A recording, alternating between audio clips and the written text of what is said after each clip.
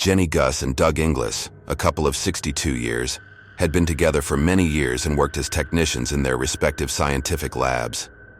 With extensive hiking experience, they frequented Banff National Park multiple times annually, allowing them to become intimately familiar with the terrain.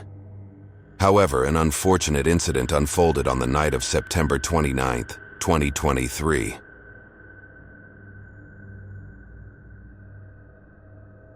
In their customary fashion, Doug and Jenny were arranging a hike in Banff National Park, situated in the Rocky Mountains of Alberta, Canada. Prior to the excursion, they communicated their planned route to Doug's uncle, Colin Ingalls. They made a collective decision to stay in daily contact with him, utilizing a Garmin InReach GPS system. On September 25, 2023, Colin received a message from Doug and Jenny stating, "We are at our destination. Everything is okay." This routine of updating Colin on their whereabouts was to be repeated daily. At 4:52 p.m. on September 29, 2023, Colin received another message from Doug and Jenny informing him, "We are delayed, but everything is okay." Colin had mentioned earlier that, considering their past communication, such a message would imply their camp was set up, and they were preparing dinner. However, at 8:15 p.m., Garmin alerted Colin that Doug and Jenny's SOS function had been activated, accompanied by the concise message, "Bear, attack, bad." At that moment, Colin sensed that a highly concerning situation was unfolding. At 10:31 p.m., another call from Garmin informed him that, due to adverse weather conditions, a helicopter couldn't be deployed to reach the couple. This meant that the emergency squad had to rely on off-road vehicles and proceed on foot to the site.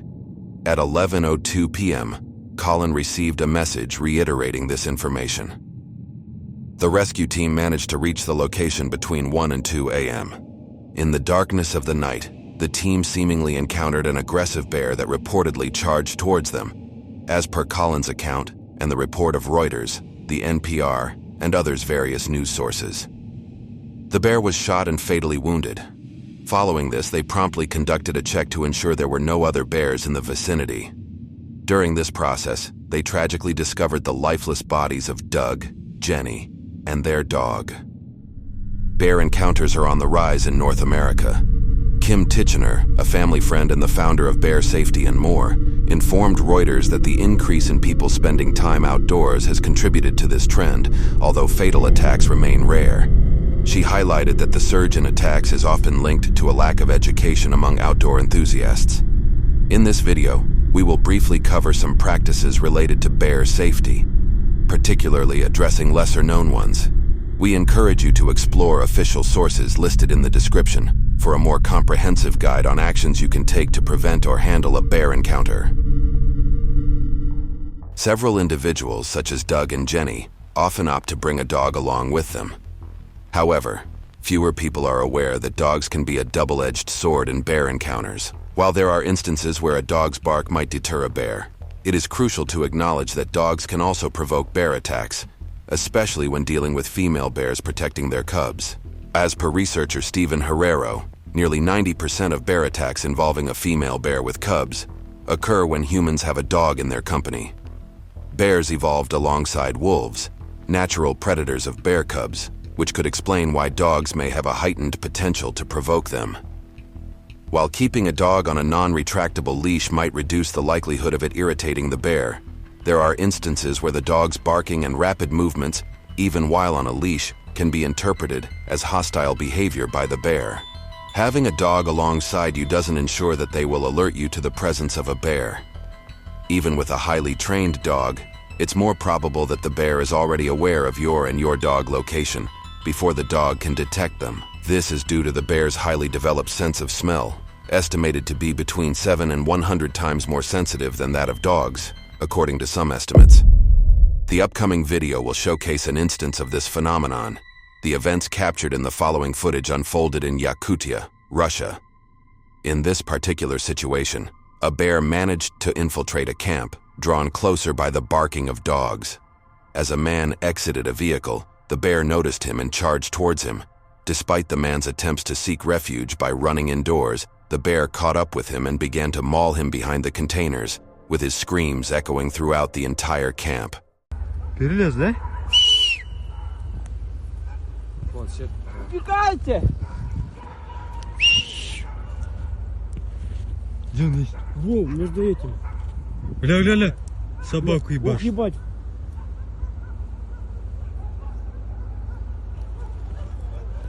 Вон, Владик, возле КамАЗа. Да, вон туда сходи, я увидел. А вот это я не знаю. Ебать нахуй. Смотри, смотри, вот. Там же люди нахуй есть. Гля, выходит! Эй! Эй! Ебать! Ебать, он за ним погнался. Пизда. Ебать! Пошлите нахуй.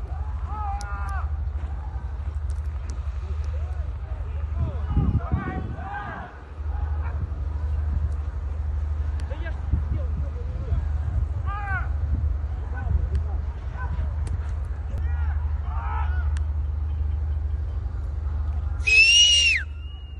As the footage nears its conclusion, you can observe other individuals within the camp attempting to assist the man. They used fire extinguishers and threw objects at the bear, but with minimal success. Subsequently, a hunter was called to the scene, and the bear was ultimately shot and killed. The individuals who were mauled by the bear were hospitalized with severe head injuries to the scalp. Fortunately, no fatalities occurred during this harrowing encounter. Upon arriving at your location, promptly secure your food, garbage, and other scented items. The lingering scent alone can be sufficient for a bear to associate the area with potential food sources, as exemplified by an incident in Montana. Cyclists failed to properly secure their food, leaving a food scent at the site while they slept. The bear was initially spotted near the camp around 3 a.m., prompting the campers to properly store the food, and eventually the bear moved away. However, the lingering scent persisted over the tent. Regrettably, the bear returned to the camp, dragged a woman out of the tent, and fatally attacked her. Certain parks mandate the use of food lockers or bear-resistant food containers, typically referred as bear canisters, while others permit visitors to hang food from a tree in a designated bag. Bear canisters should always be securely locked and stored when not in use. Despite their cost, portable electric fences can serve as a valuable, potentially life-saving device for enhanced safety when sleeping in a tent. Additionally, bear spray is generally an effective deterrent against bears, proving successful in over 98% of cases. In the case of Jenny and Doug, one puzzling aspect was the fully emptied bear spray canister. It remains unclear whether they were able to use it effectively if they missed the intended target, or if adverse weather conditions diminished the spray's effectiveness. Additionally, the bear involved was not lactating, suggesting it likely did not have cubs, and it was not a bear known to any of the park rangers or employees. However, a distinctive characteristic of the bear was its underweight condition and poor dental health, factors that could impact its success in hunting typical prey, as it was also speculated in the case of the man-eating Champawat tiger. This raises the potential possibility that the attack may have been or evolved into a predatory encounter.